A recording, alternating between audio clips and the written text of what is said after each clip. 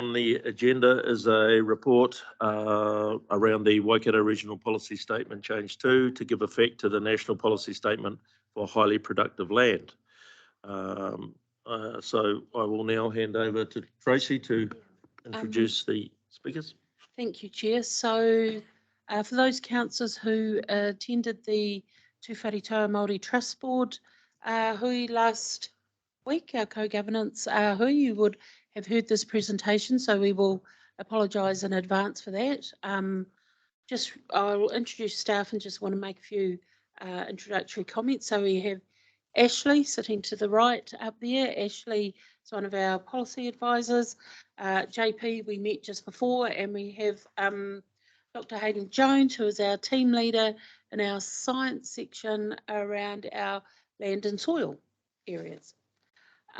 Councillors, just referring back to some of the comments I made before around statutory requirements, this NPS is a National Policy Statement for Highly Productive Land, had effect last year, came into force on the 17th of October, introducing new statutory requirements for us, but whilst it introduced the requirements, Hayden had been part of the technical groups who were advising the ministry on the NPS, and we were across it. So it was new requirements, but requirements that we knew were happening. We have a process that is stated that we must follow, and the team just wanted to make sure that you were across that at the start of the process, and we will bring it back to you along the way. So I will pass over to whoever's presenting down there. Just before you get underway, JP, just councillors, that's page 62 in your agenda pack. Thank you, JP. No worries. Yeah, thank you for that. So I'll be presenting, I'll give you an overview of the NPS HPL. Hayden will talk about the mapping process, and Ashley will give you an update on the process where what we are planning and where we are at this stage. To start with, I would just give you a quick recap on a national policy statement. I know that most of you are quite versed on the RMA, but some of you may not, so apologies if I'm saying something that you already know. But on page 63 of your report, we have a diagram that shows our current resource management system. And so a national policy statement, it's a tool that enables central government to set out objectives and policies relating to matters of national significance. So they guide local resource management decision making, like for regional policy statements and for plans, such as regional plans and district plans.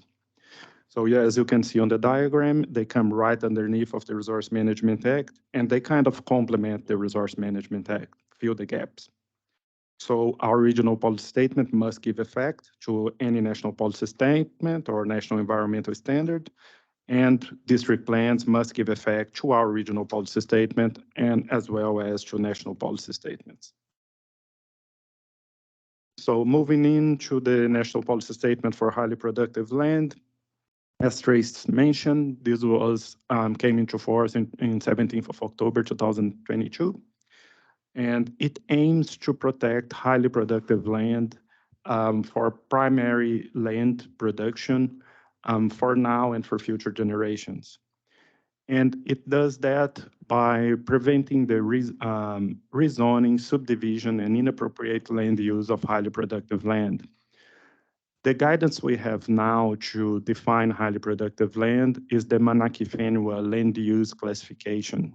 So any land that's under LUC 1, 2, and 3 is now classified as highly productive land, for this transitional period.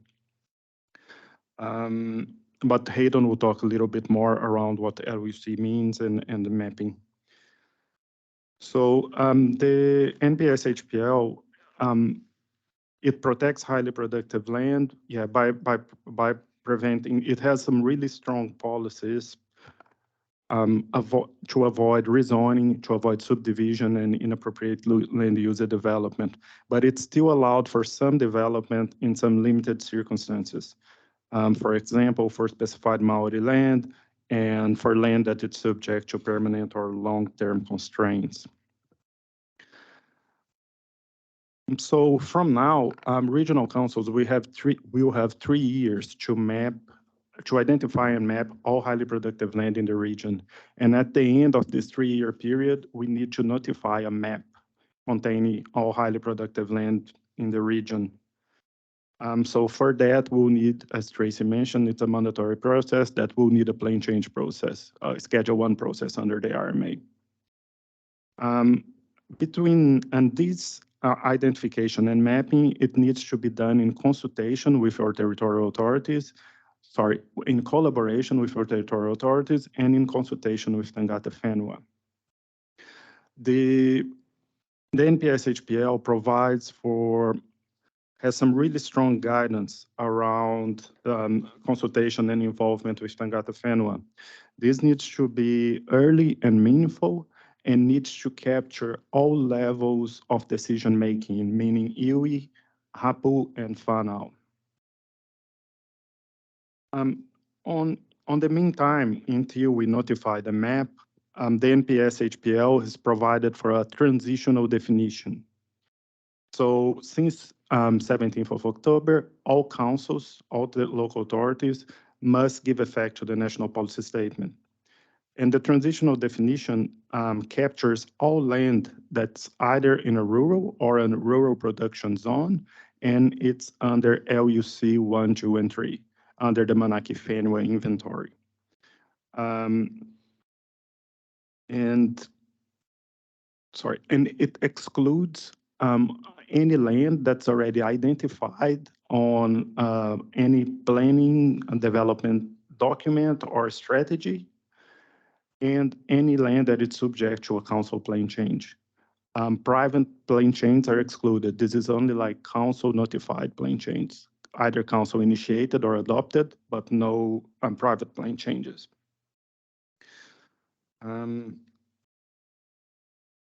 Yes. I'll just stop you there, JP. We have a question from councillor. I'll wait for the end of the presentation. You wait till the end? Okay, thank you.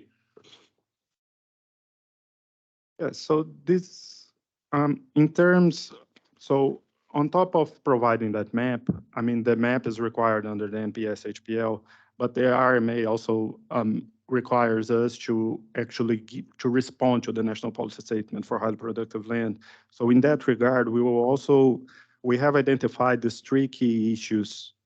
So the first one would be to produce the map. The other one to provide an update to our regional policy statement provisions. Currently, the regional policy statement provides for high-class soils. So we are going to, I mean, we are on the process of assessing the regional policy statement and what changes will be needed, but we are anticipating change to our soils chapter, probably for integrated management chapter, as well as development principles and probably some definitions. But yeah, as I said, we're still scoping all these changes. And we also have identified that engagement will be a key feature of this plan change as well. So I'll let Hayden talk a little bit about mapping, or if you want to ask any questions now or at the end, it's completely up to you. Thank you. Councillor Smith, do you want to? It's the mapping that I'm wanting to talk about. Okay, Councillor Downard. Yeah, thanks, JP. I suppose just, is there any precedent set before this, like, for an example, a dairy unit or dry stock unit then going into solar now, or does that, once the plan's finished, that overrides everything? I'm just using that as an example just to get my head around it. That's already in place. So all resource consent applications, the local authority, the consenting authority will have to apply the NPS-HPL. Yeah, yep. On that specific cases might have some exclusions, like some exemption, like if you can keep the productive aspect of the land. So I don't know if some solar panels, they use sheep as well, right? So, and you can also remove the solar panels after, but I mean, that's another discussion, but yeah, there's. Yeah. Thank you. And Councillor Hughes? Yes, just a couple of comments. I'm really interested in how you define high-class soils. because what may be deemed to be a high-class soil for a certain type of agricultural activity may not be appropriate for horticulture, and vice versa. Land which is suitable for horticulture, which might be a heavy clay base, for example, which is not ideal. It's not, I wouldn't think that's a high-class soil. But you can't grow, for example, cherry trees on volcanic soil. So I'm interested in how the prescriptive description will cover all those scenarios. And the second question is it intended, legislation, once it's acted, will you be stopping farmers, say, when we go out tomorrow and so you'll see blocks being cut off on the side of the road? Farmers are selling off 2,000 square metres and they get rid of their debt. So is it intended that this legislation will stop that activity? Yes, so the first question, the definition of land-based primary production, which what's the intent the NPS HPL to protect is, it's for agricultural, pastoral, horticultural, and forestry activities that rely on the soil resource. So the definition would capture all land that would either be suitable for agriculture or horticulture. The second question, yes. One of the triggers was rezonings for lifestyle blocks, because once you chop a great amount of land, they lose their productive capacity. So that was one of the triggers for this. And Hayden, maybe I can come to you. Do you want to add a piece into this too, please? Kia ora tātou. Yes, in terms of looking at soils or land in terms of their suitability for various uses, the land use capability classification system, which is what the NPS is directing regions to use in terms of identifying and mapping highly productive land, that's a means of describing the capacity of the land for sustained primary production into the long term. There are 8 classes.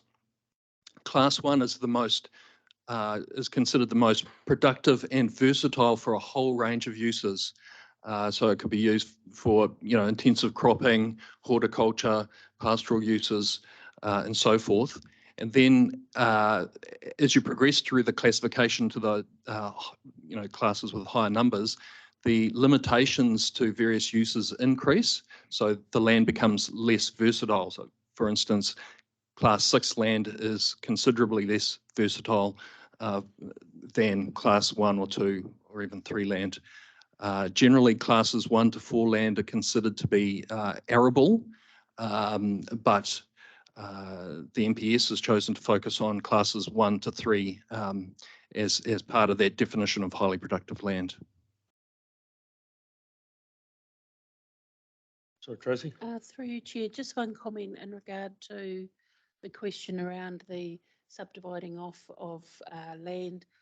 Our RPS has been in effect since 2016, and prior to that there was a previous RPS, and it has always been a strong thrust of this council to ensure that there isn't fragmentation of rural land, for 2 reasons. One, and I think somebody mentioned it actually at the workshop on Monday, it may have been Councillor Cookson, in regard to the food producing capacity of the Waikato and the importance around maintaining that food producing capacity, particularly up north and more latterly around the Hauraki Waiho area, but also secondly to maintain those versatile soils, as the NPS, our RPS, talks about it. So we have been very active in the district plan space, ensuring that non-fragmentation of rural land happens.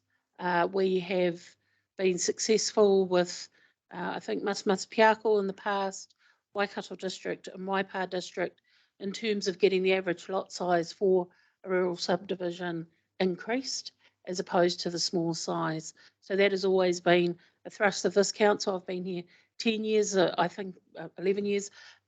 It was something this council was very clear on in terms of our roles and responsibilities, harking back to water and soil conservation.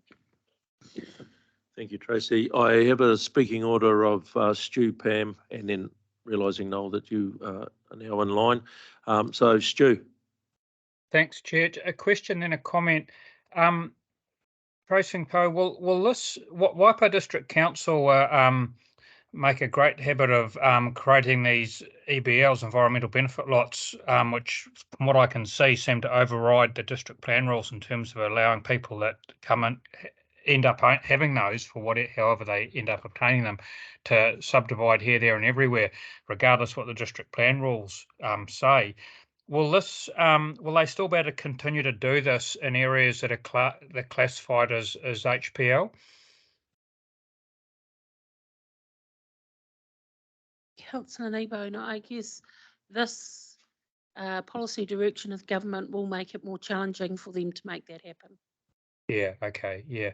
And just a comment too, I noted your comment, Chris, and I'm not quite sure if I could through the chair, which angle you were going on that one, but just make the observation that Waipa's been somewhat loose with their subdivision rules around here, and we've got a proliferation of small lifestyle blocks, and a lot of the farmers that created them are really regretting it now, because it's creating awful reverse sensitivity problems, to the point where a lot of the fertiliser truck guys and stuff won't blimmin' work between here and Hamilton anymore, because it's just not worth the headache of all the complaints they get from the lifestyle blocks. And while they're allowed to still do carry out their agricultural operations, the complaints they get, it just drive you up the blimmin' wall, you know. So I'm not convinced that that these the ability to, you know, sell them and park a bit of debt's really worth the headache in the long term, and it's having quite a significant detrimental impact on our ability to farm. But anyway, that's just a comment. Thanks, Chair. Thank you, Stu. Councillor Story. Kia ora, thank you, Mr. Chair. Just on the mapping of the 1, 2, and 3, where is there an avenue for a landowner to challenge that classification?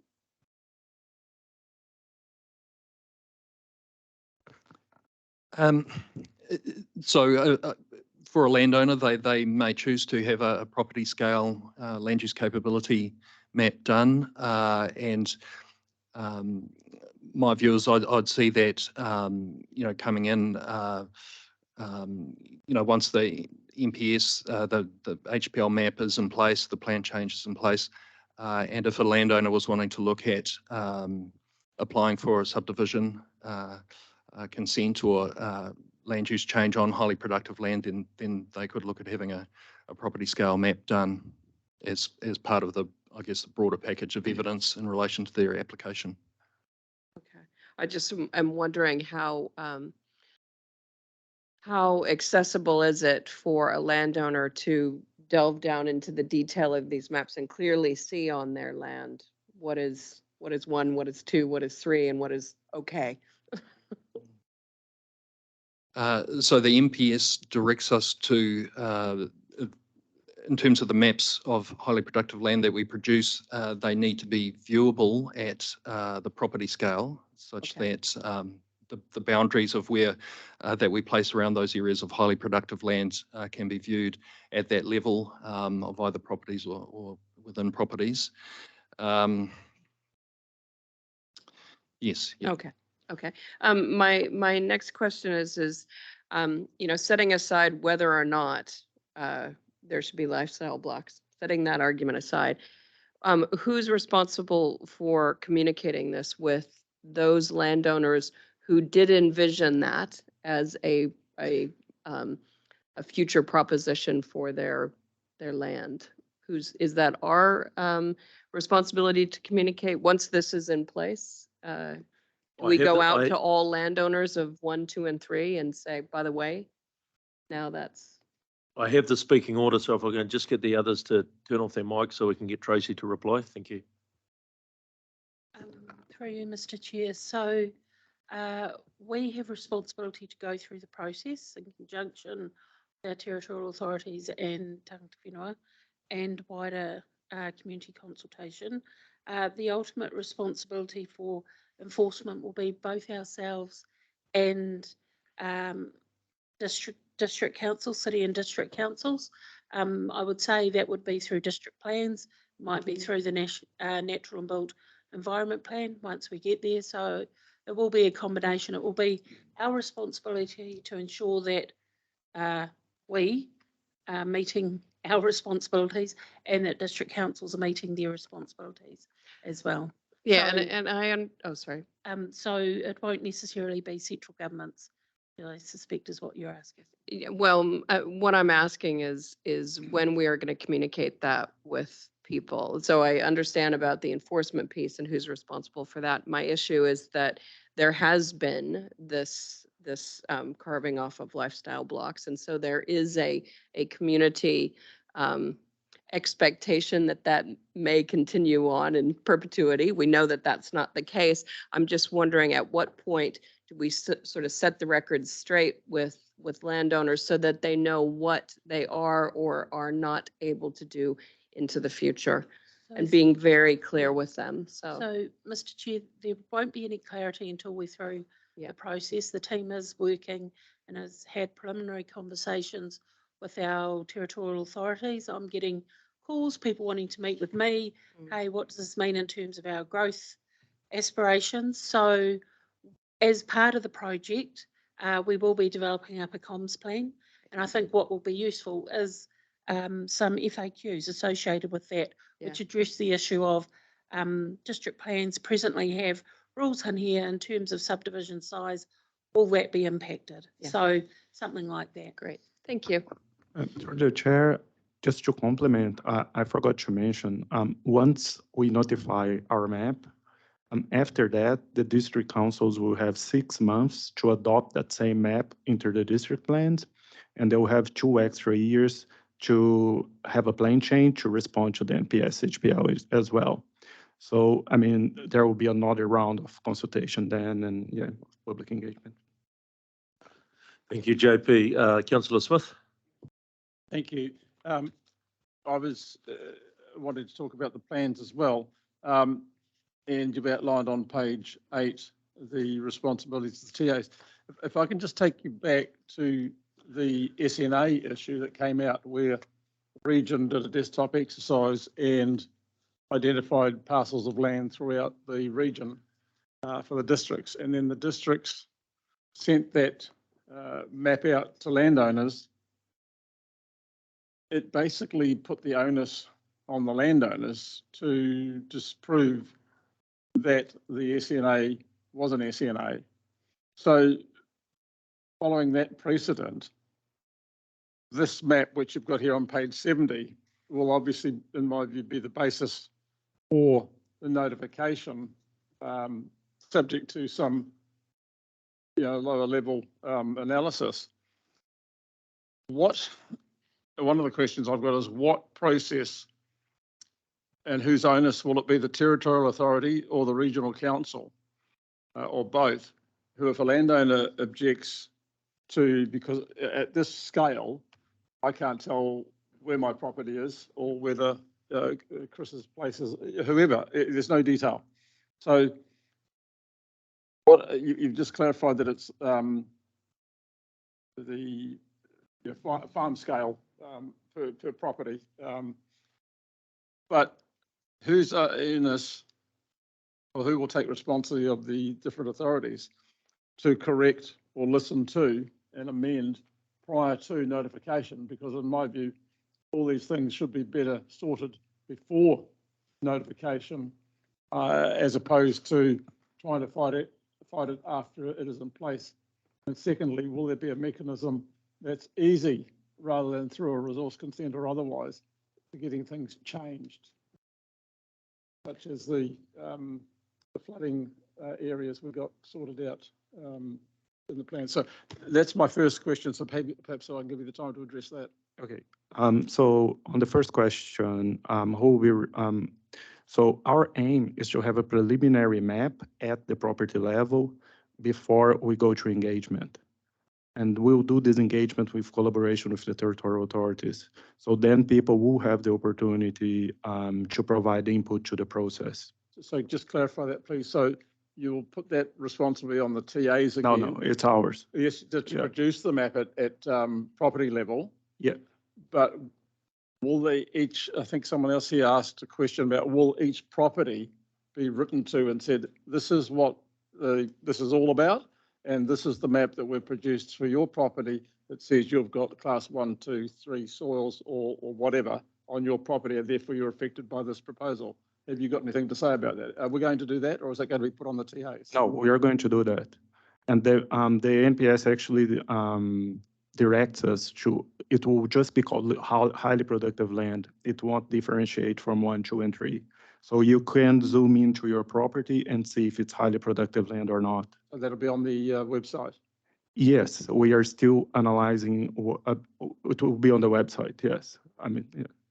So Tracy, if I can come to you for some more input. Yeah, just what is very clear, as with many of the MPSs, they require us to map regionally, but identify locally. And that's very key, because if we were to map locally, we would be coming to you with probably, I'm thinking, Hayden, around a $3 or $4 million ask to do that work. So we are not coming with that because we're asked to map it regionally. It doesn't have the sophistication and the granularity of site by site level.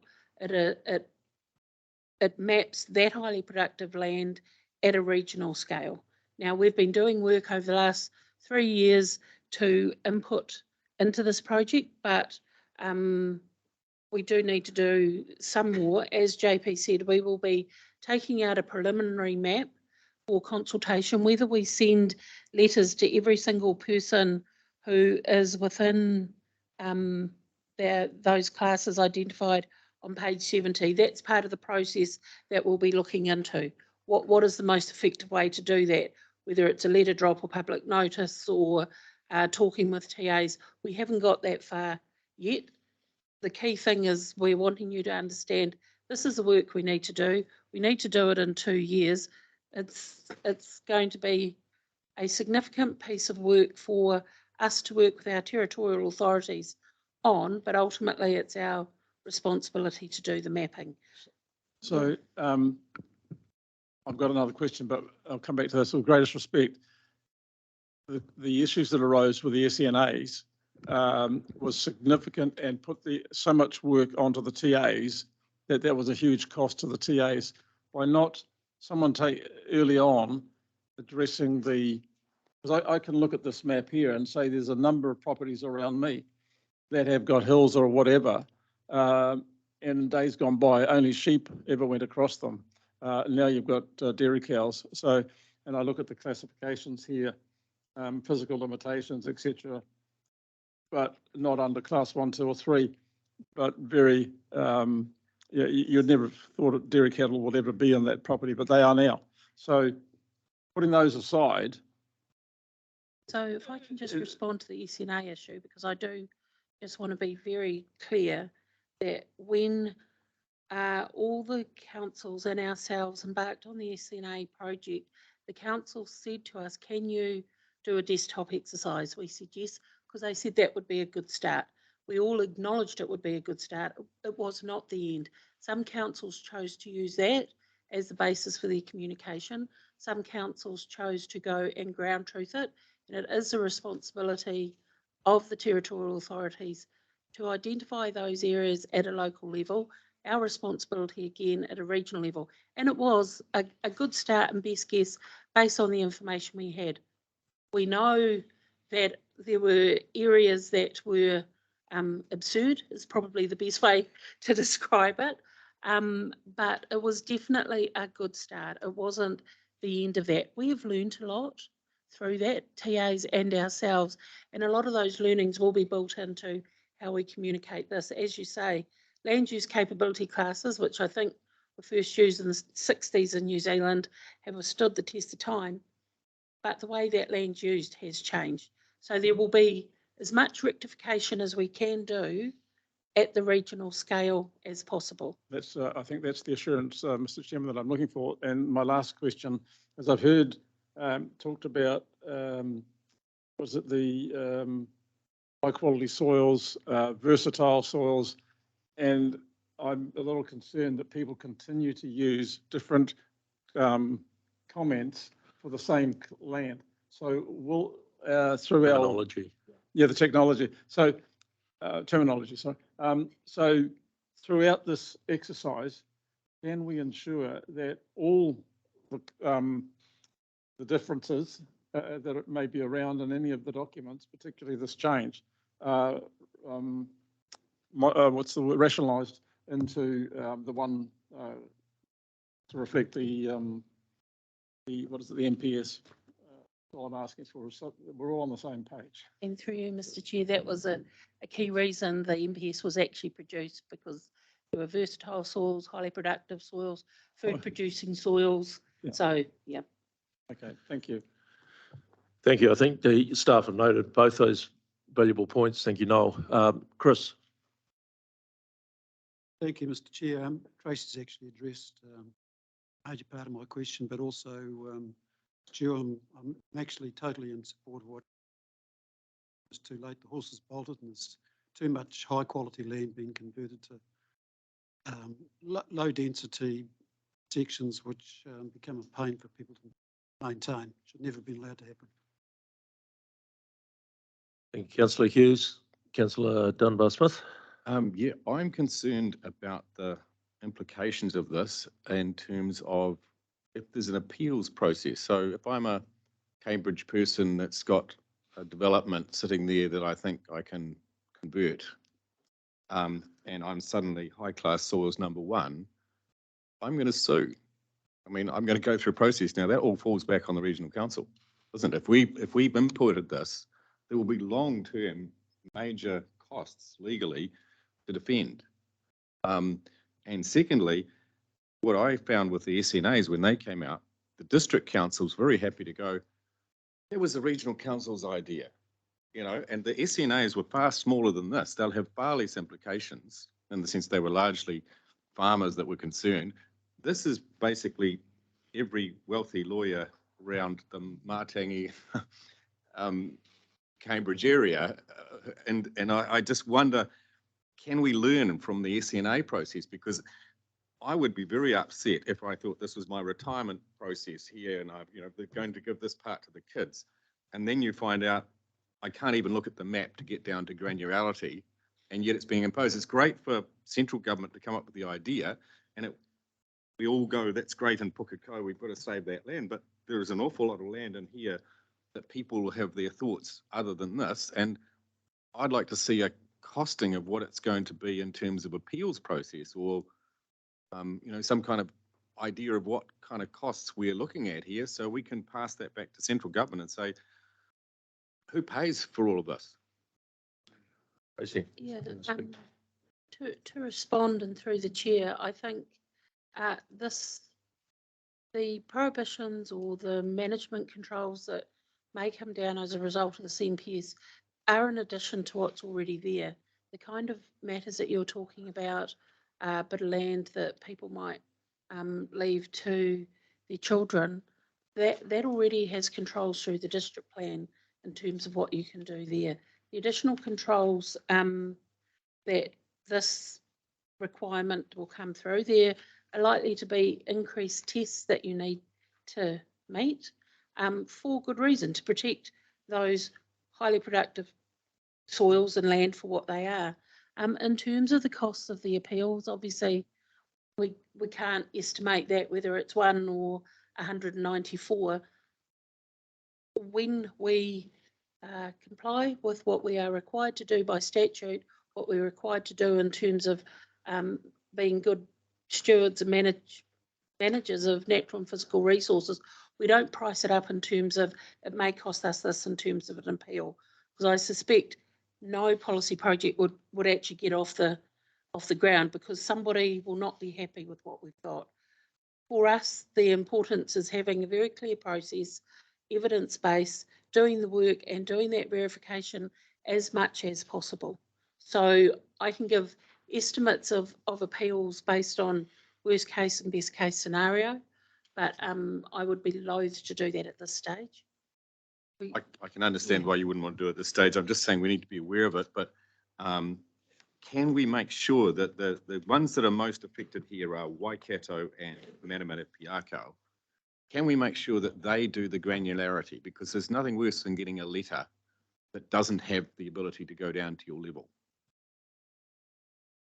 We will take that on board in our conversations. I mean, as much as we are having issues of costs, those councils have many competing priorities, and whether this is one high enough to get the investment that they need to do that work, don't know, but we'll take that into consideration in our It's just conversations. in terms of public perception of the regional council, something like this landing as a letter, it's like the coastal plan stuff. It's going to have a negative feedback from a lot of people. Through you, Chair, it will. And as I said, I've already got meetings with a couple of the territorial authorities who've said, if you do this, we won't be able to expand. And that is rising our, increasing our rating base and potentially our investment. Now, I appreciate that, but it is something that we are required to do as well. So can we look carefully at the comms part of this before the letters go out, and you know, this will have a negative impact on the view that people have of regional councils, quite significantly, I imagine. Also adding to that, have we had any feedback, gentlemen, on other councils, regional councils, and where they're sitting with it? And is there any avenue back to central government and, you know, outlining out these concerns of just trying to take something that's regionally mapped and break it down into these smaller parts? I noticed it was something in the land information bill as well. We have a regional hazards register, and then now we're asking to do something property by property. So there's a possibility of huge costs and then huge concern. Yes, we have established a regional network group where we have invited all regional councils in the country to join us. We have had the first meeting, and we have had like a great response. Like a lot of the regions attended, including Auckland and Bay of Plenty, which are our neighboring regions, and that we believe that we should have a consistent mapping approach, because that will make our process more robust as well. So yeah, all these conversations are being happening. Hayden, I think is it from Manaki Whenua? There will be a representative on the network as well. And we're already trying to contact people from MFE and MPI to form part of this group. So there will be some input for hopefully from central government as well. Is there anything you'd like to add? Hayden, if you want to comment, and then I'll come to Noel. Yes, through you, Mr. Chair. Also through the process where we were able to give advice around the development of the MPS to MFE and MPI, we did raise the point about regional scale mapping and then a requirement to have that viewable at the property scale. You know, in terms of the feasibility of that from a technical point of view, but the practicalities are that, as Tracy mentioned earlier, the cost and time involved in mapping at a more detailed scale would really be prohibitive. Thank you, Hayden. Noel? Just coming back to comment that was made, I think Tracy made it about other TAs suggesting they couldn't expand their towns and the likes. My understanding from this work that I've done previously and somewhere what somebody made a comment is that if you've got a land change or a rezoning to extend the boundaries of a town or city, then that's exempt from this process, is it not? And therefore there's no restriction on the growth of towns, because the prevention of this on high quality soils, whatever we're going to call it, is to stop the indiscriminate expansion into the country on productive soils, and to restrict with good reason around existing settlements. Is that not correct? Yes, that is. I guess what I was referring to, and JP outlined it, that if they are effectively plan changes, growth that's already on the books. So that in the MPS there is some leeway for that. Who I'm hearing from is those councils who are looking at 20 years into the future and wanting to set up some areas for growth now that may not be taken So a up. staged approach. Yeah, but may not be taken up kind of for 10 or 20 years out. They may bump into a few more challenges with this. The issue I've always had with the MPS is the Waikato, by its very nature, has rural towns that are located on the most highly productive land because of who we are and how we grew up Yes. over, the decades. So I've always been a bit challenged by this, and that some of our areas, such as Matamatapiako, South Waikato, some areas in Hauraki, North Waikato, can only expand onto highly productive land. So for me, there's a real tension there that we're going to have to work through and be very clear, as JP said, what is covered as a development plan under the MPS and what is outside that, and then have the conversations around that. Yeah, and I'm familiar with, having been involved in discussions with Hamilton City, the objections there. And I'm not going to go into detail, but there's expansive areas around the city that are potentially on the horizon right now, and they're not zoned. So I would certainly be asking that we consider in any submissions back to government that where it's around existing towns, villages and the likes, those it's got to be a trade-off. If you don't want it in the country, you've got to have it in the town, and growth is inevitable. So if it's around an existing town, whatever, that's got to be allowed. But like as farmers, or as a farmer, I don't want to see a town growing next to me because that's productive land. The best place for that is somewhere else. The service is everything else. It's cheaper than having pipes in that in the middle of nowhere. So, yeah, there's winners and losers in this. Thank you. If I could just ask the team, as part of the project plan, we will have very clear delineation and spatially identify those areas that are zoned now, indicated for zones, those that are a bit more aspirational, and how they will be dealt with under the MPS. That will be part of the project. Yes. Wonderful. And we are already requesting that data from OTAs. And yeah, we are also starting a working group with the territorial authorities where we are going to assess all this data, and yeah, we have now.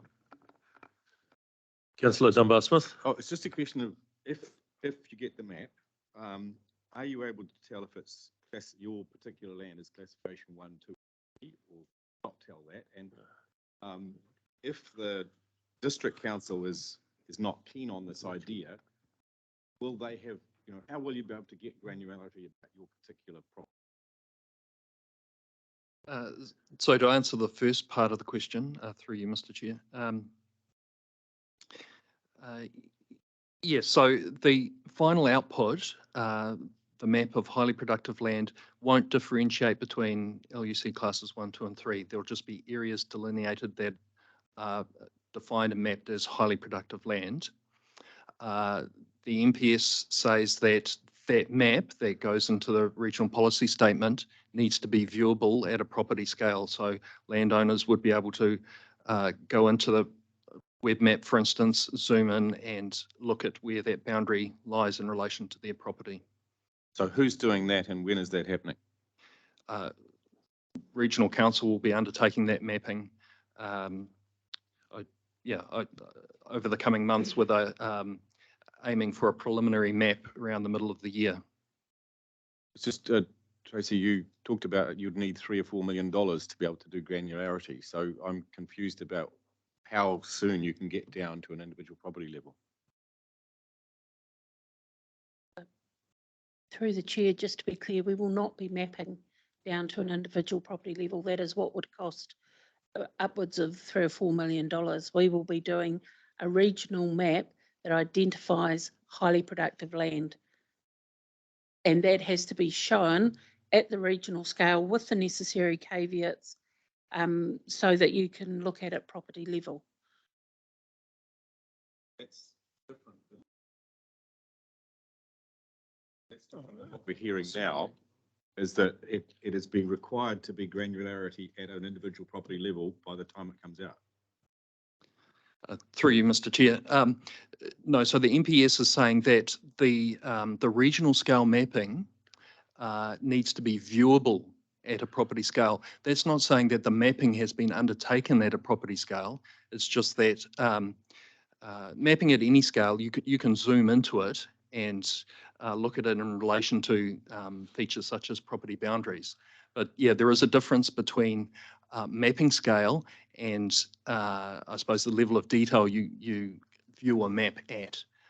But the information that, in terms of land use capability that we have to work with for the region is at regional scale. So perhaps if I can suggest to move this forward, perhaps it would be helpful that once we have the map and have chatted with the TAs that we have a workshop around this and around where that map sits and be able to, as councillors come through, come back, look it over and come back to these practical applications for individual property owners.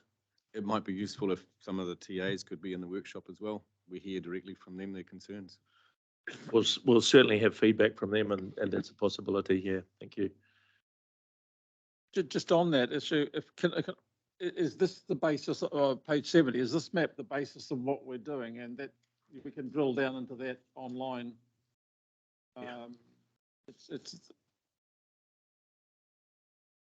Because you've already got a map that says those soils are these dark green, green or yellow. So is this going to be the basis of the map? Well, just get Tracy's got So, input on this.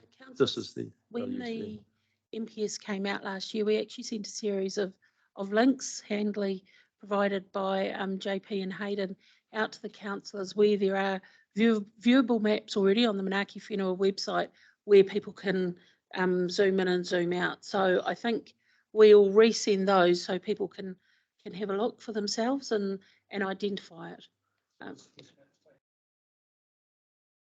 It is, yes. Councillor Cookson, thank you for your patience. Thank you, Chair. I just want to support what Noel said before about that you should allow the towns to expand where they already are, because we don't want to build new infrastructure somewhere else. The cost of that, we're going through three waters at the moment. We can most probably never be able to afford that.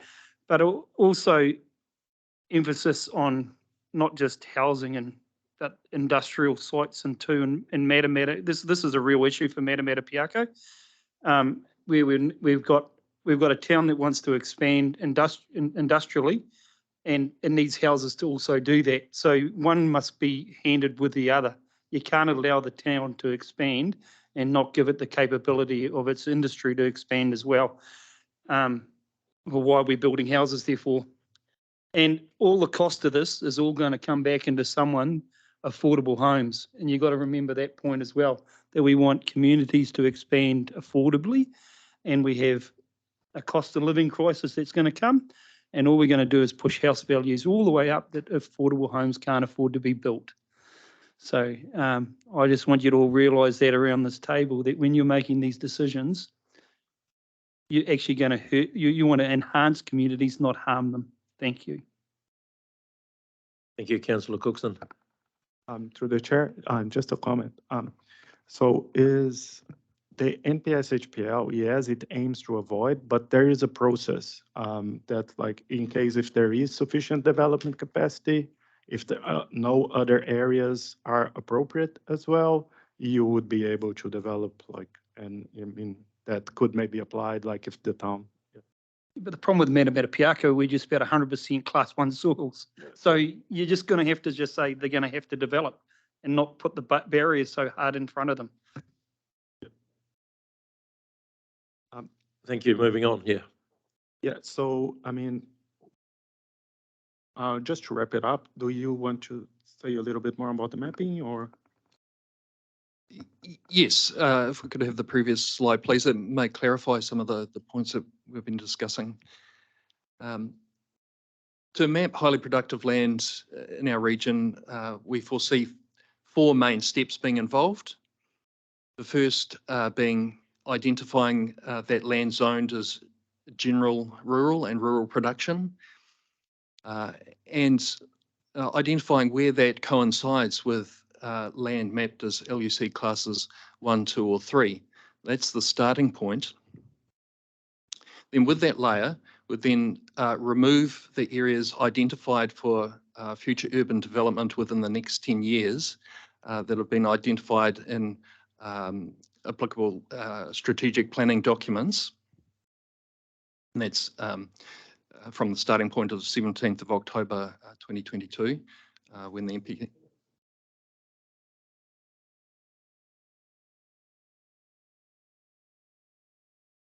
You put your mic on, no?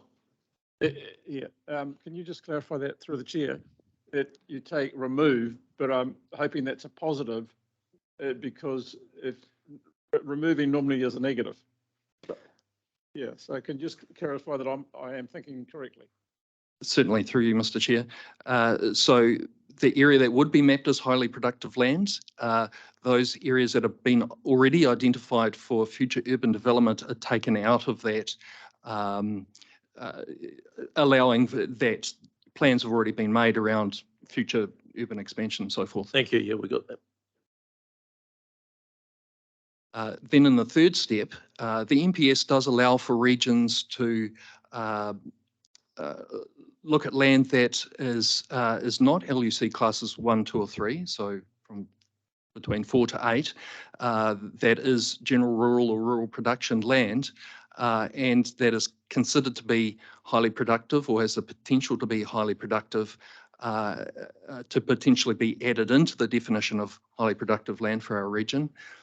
I think the intention around that is to allow for areas of soil that may not be generally highly productive, but are important for some specific high value land uses, such as in other regions, such as viticulture, stone fruit orchards, so forth, to then allow that to be brought into the definition and be protected under the MPS. And then in the fourth step, the MPS requires us to essentially draw lines around large and geographically cohesive, that's the term from the MPS, areas of highly productive land. And I think the intention there is that the end product map will be, it'll clearly show those areas identified as highly productive land, and avoiding a patchwork of little areas here and there. And in drawing those lines around those large areas, necessarily it may mean that there are some pockets of non-LUC class 1, 2 and 3 land included in there, and some small patches of that outside of those areas. Now, Ashley will just give like a really quick update on our process so far, and we'll finish. Thank you. Kia ora koutou. Next slide, please, James. Awesome. So I'll just give an update on what we're thinking so far, what we've started doing, and then what our next steps are. So firstly, we are finalising the project management plan and a communication and engagement strategy. The project management plan looks at the nuts and bolts of what's going to happen in this plan change and how we're going to do it. And it'll be a document that evolves as we move through this process. And the communication and engagement strategy will outline our approaches. And we've definitely noted some of the feedback that you've given us today, and that will feed into those plans. We are obtaining approval from Council and from our JMA partners and key iwi partners to commence this plan change to the RPS. As Tracy mentioned, we presented at the Tū Whare Toa co-governance meeting last week, and we'll be presenting at future co-governance hui as well. We are looking at initiating a TA working group, so a working group with our territorial authorities. The NPS is quite directive. It tells us that we need to collaborate with our TAs for the mapping. So this forum will allow us to do that and to get feedback and to have that conversation in both directions around what that map's going to look like. And JP mentioned that we've already put some data requests through, so we can start to build that map in the background. And we're looking at starting that and having our first meeting in mid-March. Another step is understanding if and how and to what extent tangata whenua want to be involved in this plan change to the RPS. We also are, as I mentioned, aiming to have a preliminary HPL map and draft provisions by the middle of the year, and that will allow us to bring the material out to the community, to tangata whenua, to TAs, and get their feedback on what we've produced, and then we can adjust it accordingly as well. So yeah, in the diagram it says we'll look to begin engagement by mid-2023, mid this year, with the aim of notifying the plan change in October 2024. And that is a year earlier than the NPS HPL requires, but we've decided to aim for that date in case the engagement process takes longer or something changes, to give us that buffer so that we're able to deliver it on time. Yeah, those are our next steps. We're definitely interested in hearing any feedback that you might have on our approach. And you'll obviously be kept informed as we move through this plan change process as well. So if anyone has any other questions, we can open up again. Any other questions for Ashley? Just an observation, Ashley. Obviously, we've heard around the table that the background to this, you need to think of it from our ratepayers' perspective, and also, as Ben rightly touched on, that communication that we're going to be putting out to those people moving forward. So, and definitely some work around a workshop, just to see where we are in that process. I take it, Tracy, I do have confirmation. I see in the report that we have staff available and the workload constraints. We can work through this process and in those timeframes. Yes, I can confirm that, noting that it is at that regional scale of mapping. But yes, it's within existing budgets. Thank you. So if we have no other questions, nobody online. We have the report in front of us. We are voting on to have it received. As you can see in part one, I'll do it in two parts. So just I will move that the report be received. A seconder, thank you, Councillor Story. All those in favour? Opposed? So carried.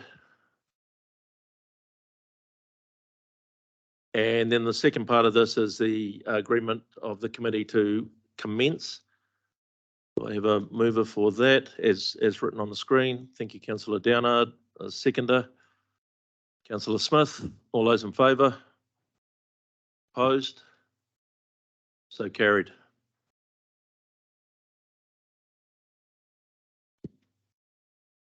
Thank you, staff.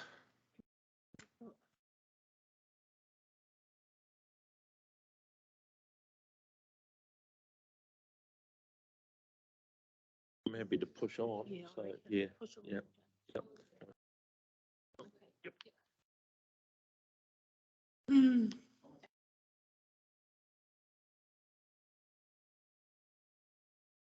Just running to the door. So councillors, we've just lost our chair for 2 minutes. He will be back in. So, our chair will return in 2 minutes. No, I could.